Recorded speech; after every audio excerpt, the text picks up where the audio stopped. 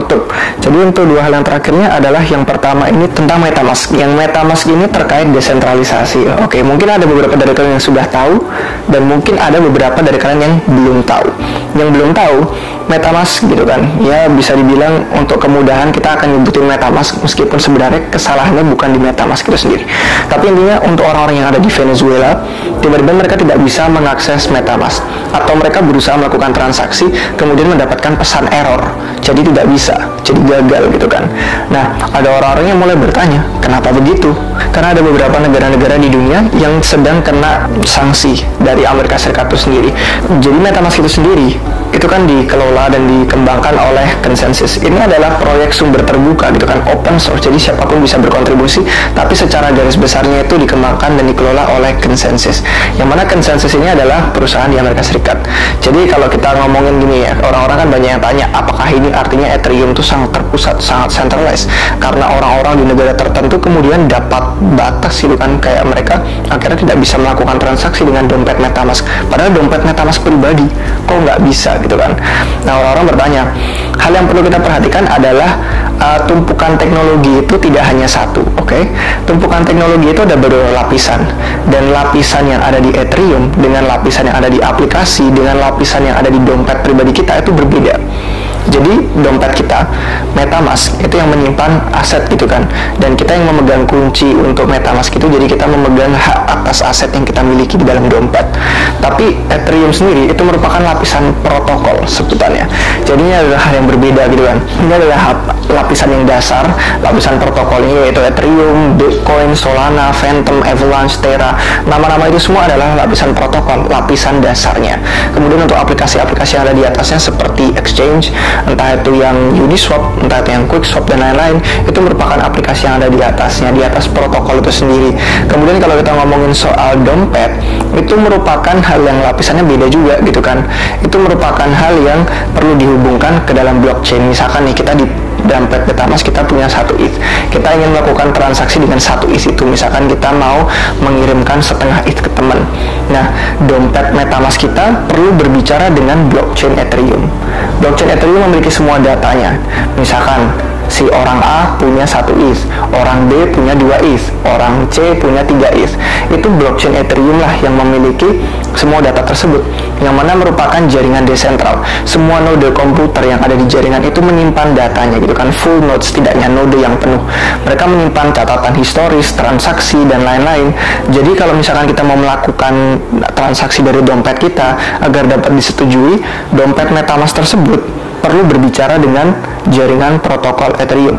Nah, ada beberapa istilah teknis yang sebenarnya tidak perlu kita bahas di sini biar nggak terlalu ribet, tapi ada yang namanya RPC atau RPC. Nah, itu merupakan cara di mana MetaMask dapat berbicara dengan blockchain Ethereum. MetaMask itu menggunakan RPC yang disediakan oleh Infura. Infura ini perusahaan yang ada di Amerika Serikat. Jadi, kalau Amerika Serikat itu sedang memberikan sanksi kepada negara tertentu, perusahaan itu harus ngikut. Itu karena hukum ketentuannya. Jadi perusahaan itu tidak bisa semena-mena pemerintah melarang ini itu, terus perusahaannya seenaknya sendiri. Jadi Infura itu merupakan RPC bawaan yang digunakan MetaMask. Itu default. Jadi secara umum kalau kita download MetaMask, kita bikin akun, itu secara umum, secara bawaan, secara default langsung kepakainya RPC yang Infura. RPC Infura inilah yang kemudian menghubungkan dompet kita dengan blockchain Ethereum, dan RPC Infura inilah yang mana perusahaan Amerika Serikat harus mengikuti hukum. Itulah kenapa negara yang kena sanksi kayak Iran, Kuba, apalagi ya, Korea Utara, Syria, Rusia, Ukraina gitu kan, itu beberapa negara yang kemudian akhirnya si perusahaan harus ngikut karena ketentuannya seperti itu, akhirnya dibatasi. Jadi karena MetaMask secara bawaan menggunakan Infura, yaitu RPC yang menghubungkan dompet pribadi kita dengan blockchain Ethereum. Jadi kalau Infuranya mengikuti ketentuan legal yang ada di Amerika Serikat, ya MetaMask-nya ngikut. Jadi sebenarnya kesalahannya bukan di MetaMask-nya sendiri yang membatasi negara Venezuela itu sendiri, gitu kan. Jadi Venezuela pun sebenarnya bukan merupakan bagian dari negara yang kena sanksi ekonomi dari Amerika Serikat. Jadi sebenarnya ada kesalahan juga dari Infuranya, dan sebenarnya sudah langsung mereka perbaiki juga. Tapi kalau kita ngomongin soal, wah, MetaMask orang di Venezuela nggak bisa pakai karena ditutup dan dibatasi, itu juga kurang tepat gitu loh, karena Ethereum-nya aman, desentral gitu kan, tidak tahan sensor gitu kan, tidak ada yang namanya orang Venezuela nggak bisa pakai blockchain Ethereum, orang Indonesia nggak bisa pakai blockchain Ethereum. Bukan itu masalahnya. Masalahnya ada di RPC, ya, yang menghubungkan blockchain dengan dompet kita. Jadi sebenarnya MetaMask kan karena default, ya sebenarnya ada kesalahan dari pihaknya MetaMask sendiri, karena mereka secara default itu pakai ini yang Infura, yang mana merupakan perusahaan terpusat. Tapi sebenarnya ada solusi yang lebih aman juga. Kalian itu bisa jadi node sendiri. Dan perlu dibedakan antara node dan validator. Validator kayak namanya, validator, memvalidasi transaksi. Transaksinya benar, masuk ke blok. Transaksinya salah, nggak masuk ke blok. Itu validator. Itulah orang yang harus staking minimal 32 ETH. Tapi kalau menjadi node komputer sendiri tidak perlu ETH. Tidak perlu ETH, dan karena itu kita tidak dapat reward juga. Tapi dengan menjadi node, kalian memiliki seluruh data yang ada di blockchain Ethereum, yang membantu desentralisasi jaringan Ethereum. Dan dengan ini juga kalian bisa menghubungkan dompet pribadi MetaMask kalian ke RPC yang adalah komputer kalian sendiri. Jadi ada solusinya, ada caranya, ya agak teknis sih, tapi udah beberapa aplikasi itu ada namanya DeepNote salah satunya, di mana itu merupakan aplikasi. Jadi udah bukan coding-codingan yang ribet gitu kan, yang orang-orang teknis harus pahami. Dalam bentuk aplikasi aja, ada tombol-tombol yang cukup mudah, yang cukup ramah pengguna, di mana kita tinggal hubungkan komputer kita. Jadi kita bisa setup node sendiri, membantu desentralisasi Ethereum protokolnya.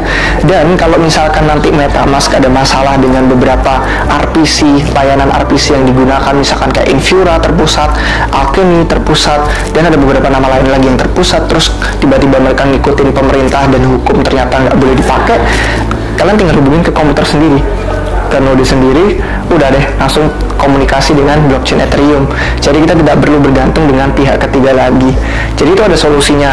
Tapi ya tentu solusi yang lebih mudah kalau kita ingin adopsi lebih maju itu, kita perlu yang secara default bawaannya itu lebih ramah pengguna untuk orang-orang baru, karena nggak semuanya itu ngerti. Dan mungkin beberapa dari kalian juga bingung dengan yang tadi saya sebutin istilahnya dan lain sebagainya.